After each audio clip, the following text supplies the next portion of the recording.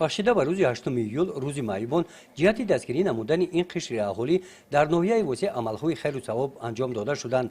ба ин муносибат бо пешниҳоди мақомоти иҷроияи ҳокимияти давлатии ноҳия дар муассисаи давлатии хонаи интернати бемориҳои рӯҳии ноҳия кӯмакҳои яквақта ва дастархони идона ороста карда шуд. дар хонаи интернат 220 нафар беморон барои табобат фаро гирифта шуда барои табобату зиндагии бошандагон аз ҷониби давлат ва ҳукумати ҷумҳурии тоҷикистон ҳамаи шароитҳо муайё карда шудааст.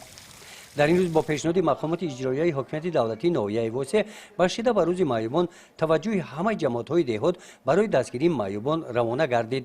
раиси ноҳияи восеъ ба маркази рӯзонаи будубоши ситора барои кӯдакони имконияташон маҳдуд ташриф оварда таъкидҳои роҳбари давлатро дар хусуси дастгирии маъюбон бори дигар ба самъи волидон ва мураббияҳо расониданд.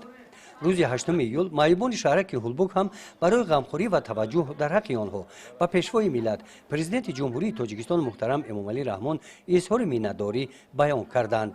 60 нафар маъюбон дар ин чорабинӣ иштирок намуда ба 6 нафар маъюбони дараҷаи аввал дар хонаҳояшон ба онҳо кӯмакҳои яквақта расонида шуд.